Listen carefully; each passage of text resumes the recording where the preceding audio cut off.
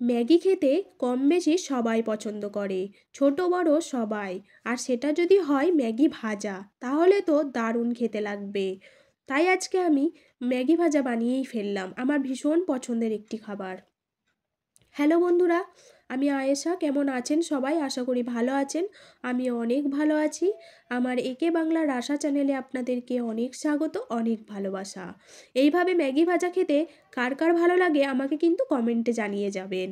এখানে ম্যাগি বানানোর জন্য আমি 6 প্যাকেট ম্যাগি নিয়েছি, 2টো ডিম নিয়েছি এবং সবজি নিয়েছি, আলু, গাজর, বাঁধাকপি, ক্যাপসিকাম এবং এদিকে পেঁয়াজ কুচানো, রসুন কুচি এবং ধনেপাতা।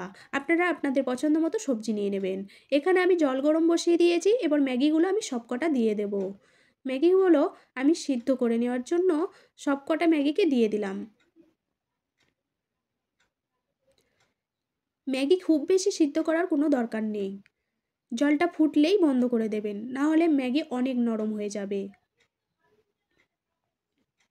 এরপরে আমি একটু লবণ দিয়ে দিলাম, ভালো করে একটু নেড়ে চেড়ে বেশ ফুটে গেছে, আমি এটাকে ছাঁকুনিতে ঢেলে নেব।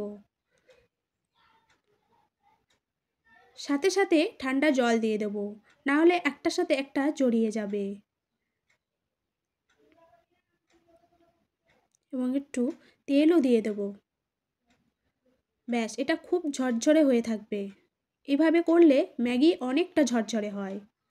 এরপর আমি কড়াইয়ের মধ্যে তেল দিয়ে দিলাম, তার মধ্যে সামান্য রসুন কুচি দিয়ে দিলাম, এবার কোচানো পেঁয়াজ দিয়ে দিলাম, একটু ভালো করে নেড়ে নেব।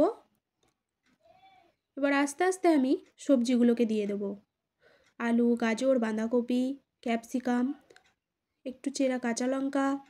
এবার এগুলোকে ভালো করে একটু নেড়ে নেব, ভাজা ভাজা করে নেব। আপনারা আপনাদের পছন্দ মতো সবজি অ্যাড করতে পারেন। স্বাদ মতো লবণ দিয়ে দিলাম এবং 6 প্যাকেট ম্যাগির জন্য 6 প্যাকেট মশলাই আমি ব্যবহার করব। এখন আমি 3 প্যাকেট দিয়ে দিলাম সবজির মধ্যে। এবার এটাকে ভালো করে আমি নেড়ে চেড়ে সিদ্ধ করে নেব। সিদ্ধ হওয়ার জন্য একবার ঢাকনা দিয়ে দিয়ে সিদ্ধ করে নিচ্ছি।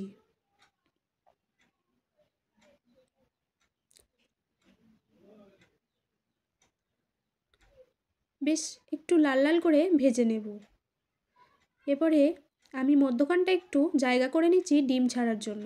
ডিমটাকে আমি এখানে 2টো ডিম দিয়ে দিলাম, ভালো করে স্বাদ মতো লবণ দিয়ে নেড়ে চেড়ে নেব।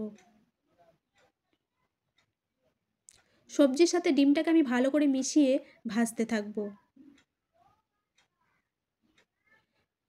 ডিম সবজি একসাথে ভাজা ভাজা হয়ে গেলে এর মধ্যে আমি ম্যাগিগুলো দিয়ে দেব। ম্যাগি দিয়ে দিলাম। এরপরে ভালো করে ম্যাগির সাথে আমি ডিম সবজিটাকে মিশিয়ে নেব। এইভাবে ম্যাগি করলে দারুণ খেতে লাগে। আমি ভালো করে মিশিয়ে নিচ্ছি সবজির সাথে ম্যাগিটা। এরপরে বাকি যে 3 প্যাকেট মশলাটা ছিল আমি দিয়ে দেবো এখন। মশলাটা দিয়ে আমি ভালো করে মিশিয়ে নেব।